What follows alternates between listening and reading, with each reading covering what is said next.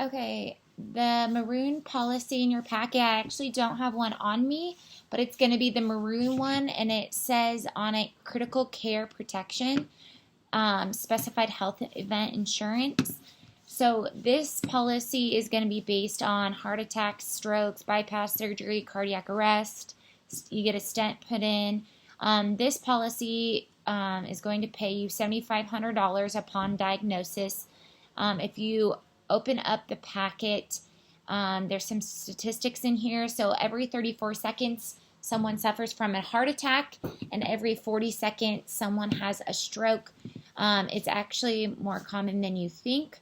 So if this is something in your family or something you're concerned about, this policy will pay for those type of things. Again, if you go to page 3 in your packet, it has a list here of what's going to pay. So to pay you $7,500 for a heart attack, stroke, bypass surgery, cardiac arrest, third-degree burn, coma, paralysis, major organ transplant, end-stage renal failure, or vegetative state. Then there's a tier down where it's going to pay you a little bit less benefits. For tier 1 is heart valve surgery, and then surgical treatment of the abdominal. And then there's a tier 2, and you can read kind of what falls under that category. And then below that, it kind of gives you an example of someone who has a heart attack and they're transported to the hospital by the ambulance. They have a heart surgery to implant a stent, and they're hospitalized. After leaving the hospital, they have physical therapy.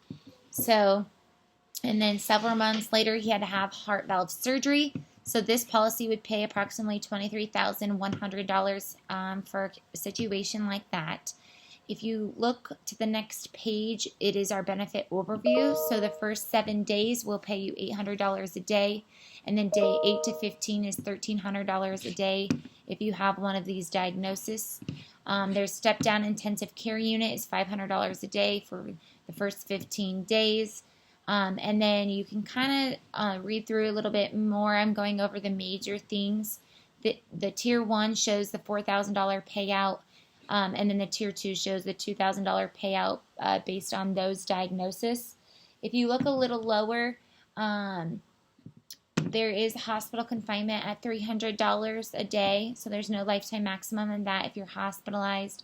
There's continuing care benefits at $125 a day. Whether it's physical therapy, rehab, speech therapy, home health care, dialysis, etc.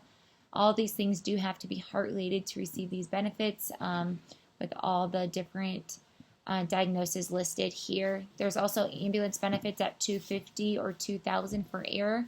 And then there's transportation benefits of 50 cents per mile if you're prescribed special treatment over 50 miles. Also, if your family is in a lodging, it's immediate family member, we will pay $75 for lodging to help cover those expenses.